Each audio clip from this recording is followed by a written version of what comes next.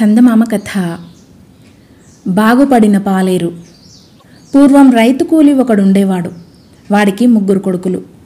పెద్ద కొడుకు షావుకారు గారింట పాలేరుగా పనిచేయటానికి కుదిరాడు. ఒరేయ్, నువ్వు కోడి కూయగానే లేచి పని ప్రారంభించాలి, లేకపోతే నిన్ను పనిలో ఉంచుకునేది లేదు అని షావుకారు తన పాలేరుతో ముందుగానే చెప్పాడు. పాలేరు కూడా ఆ ప్రకారమే రోజు కోడి కూయగానే లేచి పనిలోకి పోతూ వచ్చాడు.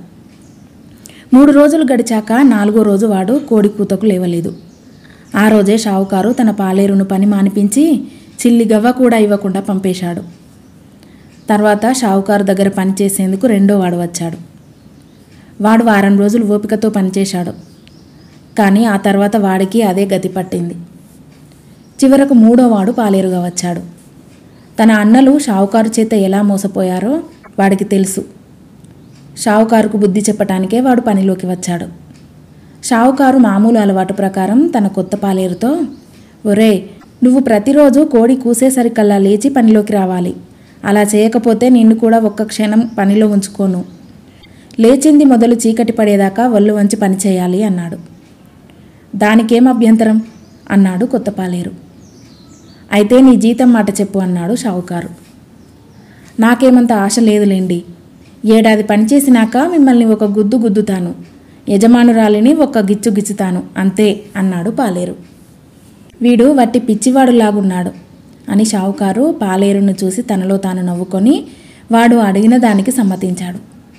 ఆ రోజల్లా పనిచేసి పొద్దూకగానే సావిట్లో పడుకోవడానికి పోతూ పాలేరు కోడిపుంజును పట్టుకొని దాని తల రెక్క కిందకి వంచి కట్టి తన మా నాన్న తాను నిద్రపోయాడు. భల్లున తెల్లవారినా కోడి కూయలేదు. పాలేరు లేచి యజమాని దగ్గరికి వెళ్ళి, జాము పొద్దెక్కినా కూయదేమిటి మాయదారి కోడి, నాకింత బువ్వ పెట్టించండి, నేను పనిలోకి పోవాలి అన్నాడు. కోడి ఎందుకు కూయలేదో షావుకారుకు అర్థం కాలేదు.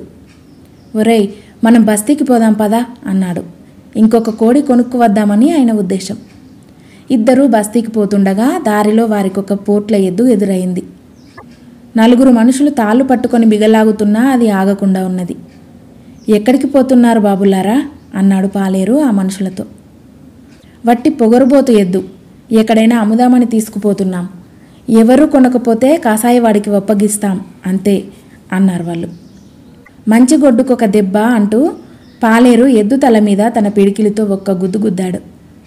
వెంటనే అంత ఎద్దు చచ్చిపడిపోయింది. దాని తాలూకు మనుషులు పీడ విరగడైంది. కానీ ఎటూ కాని చోట చచ్చింది కదా, దీని చర్మమైనా దక్కితే బాగుండును అన్నారు.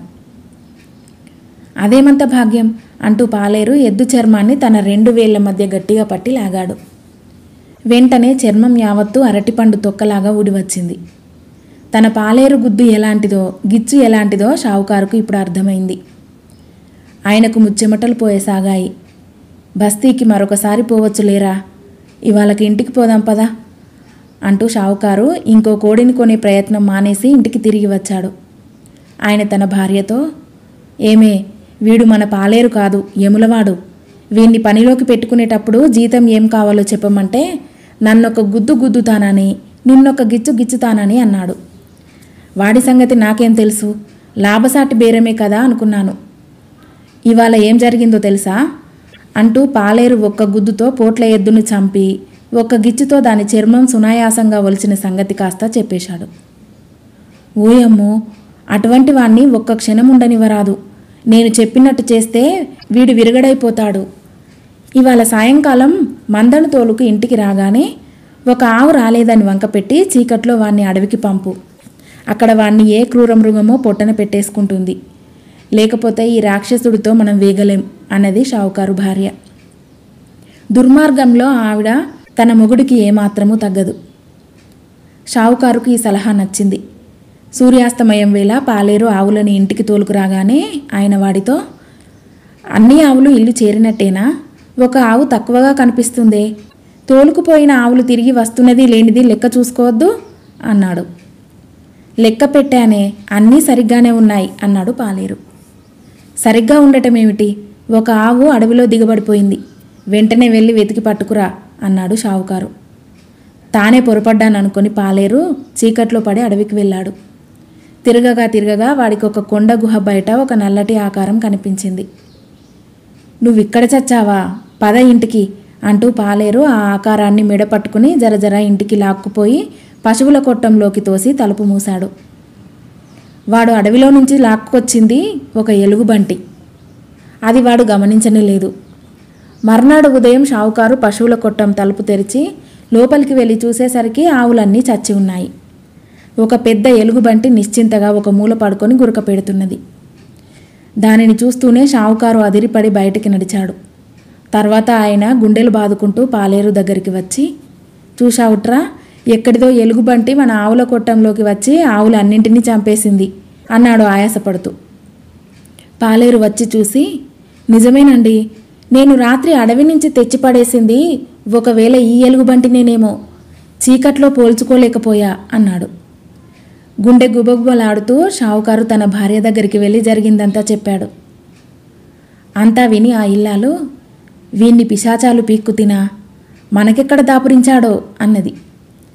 పిశాచాలంటే జ్ఞాపకం వచ్చింది, వీణ్ణి వదిలించుకోవాలంటే వీణ్ణి పిశాచాలకు అప్పగించటమే అంటూ షావుకారు పాలేరు దగ్గరికి వచ్చి, ఒరేయ్, ఉత్తరాన మన పొలం అవతల పిశాచాల మడుగున్నది తెలుసుగా, అందులో ఉంటున్న పిశాచాలు మనకు చాలా అద్దె బాకీ ఉన్నాయి, వెళ్ళి వెంటనే వసూలు చేసుకురా అన్నాడు. అవి మనకెంత బాకీ ఉన్నాయండి అని అడిగాడు పాలేరు. ఇచ్చినంత రాబట్టుకురా, వాటితో మనకు బేరాలేమిటి అన్నాడు షావుకారు. సరేనని పాలేరు ఒక మోపు జనపనార తీసుకొని పిశాచాల మడుగు ఒడ్డుకు వెళ్ళి కూర్చొని నారతో తాడు పేనసాగాడు. కొంతసేపు అయ్యాక ఒక పిశాచం నీటిలో నుంచి తల పైకి పెట్టి పాలేరును చూసి, ఏం చేస్తున్నావన్నా అన్నది. కనపడటం లేదు, మోకు పేనుతున్నాను అన్నాడు పాలేరు. దేనికి అన్నది పిశాచం. దేనికా, మీ పిశాచాలన్నింటినీ కట్టి పట్టుకుపోవటానికి అన్నాడు పాలేరు. మేమేం తప్పు చేశామని అన్నది పిశాచం భయంగా. తప్పు కాదు, మీరు మా యజమానికి అద్దె సరిగ్గా కట్టడం లేదటగా అన్నాడు పాలేరు కోపంగా. కొంచెం ముందు మా దొరతో మాట్లాడి ఇప్పుడే తిరిగి వస్తాను అని పిశాచం నీటిలో మునిగింది. పాలేరు తాను పేనుతున్న తాడు 2 చివరలు కలిపి పేని గట్టున పెట్టాడు. తర్వాత ఆ దాపులనే ఒక లోతైన గుంట తవ్వాడు. అది బయటికి కనపడకుండా ఉండేటందుకు దాని పైభాగం మీద కొమ్మలు పరిచాడు. వాటిపైన తన తలగుడ్డ వెల్లకిలా పెట్టి దానికి ఒక కంత చేశాడు. ఇదంతా అయ్యేసరికి పిశాచం నీటిలో నుంచి తల బయటికి పెట్టి, చూడన్నా, మేము అడుగులేని అగాధంలో ఉంటున్నాం కదా, అలాంటప్పుడు మమ్మల్ని తాడుతో ఎట్లా అందుకుంటావని మా దొర అడుగుతున్నాడు అన్నది. అది మామూలు తాడనుకున్నావా, కొసలు లేని తాడు అంటూ పాలేరు ఆ తాటిని తన చేతుల మధ్యగా తోడసాగాడు. ఎంతసేపు తోడినా తాడు వస్తూనే ఉండటం చూసి పిశాచం నిర్ఘాంతపోయి, ఇంతకు మేం మీకు బాకీ ఉన్నదెంత అన్నది. పాలేరు తన తలగుడ్డ చూపించి, దీని నిండా ₹20 పోస్తే చాలు, మీ బాకీ తీరిపోతుంది అన్నాడు. పిశాచం వెళ్ళిపోయి వెండి నాణాలు తెచ్చి తలగుడ్డలో పోయసాగింది. ఎన్ని పోసినా చిల్లులో నుంచి అడుగున గోతిలో పడుతూ ఉండటం చేత ఎంతకు అది నిండలేదు. బండెడు నాణాలు పోశాక తలగుడ్డ నిండింది. ఇంత చిన్న తలగుడ్డలో ఎంత వెండి పట్టిందో అని ఆశ్చర్యపడుతూ పిశాచం వెళ్ళిపోయింది. అది వెళ్ళాక వెండి యావత్తు బండి మీద వేసుకొని పాలేరు షావుకారు వద్దకు తిరిగి వచ్చాడు. వాడు తెచ్చిన వెండిని చూడగానే షావుకారుకు సంతోషం కలగటానికి మారుగా గుండె నీరైపోయింది. ఆయన తన పెళ్ళాం దగ్గరికి పరిగెత్తి, కొంప మునిగిందే, వీణ్ణి పిశాచాలు కూడా ఏమీ చేయలేకపోయాయే, వీడి చేతిలో మనకు చావు తప్పదే అని శోకాలు పెట్టాడు. గట్టిగా అరవద్దు, వీణ్ణి వెళ్ళగొట్టలేం గనక అర్ధరాత్రి వేళ మనమే రహస్యంగా పారిపోదాం, ఆస్తి పోతే పీడా పోయింది, బతికుంటే బలసాకు తినవచ్చు అన్నది షావుకారు భార్య. ఆ రాత్రే ఆ భార్యాభర్తలు పాలేరు నిద్రపోతున్న సమయంలో తమ ఇల్లు వాకిలి విడిచి పారిపోయారు. వాళ్ళ ఆస్తి యావత్తు పాలేరుదయింది. వాడు తన తండ్రిని, అన్నలను తన ఇంటికి పిలిపించుకొని పిశాచాలిచ్చిన వెండితో మరికొంత పొలం కొని సుఖంగా కాలక్షేపం చేశాడు. కథ సమాప్తం.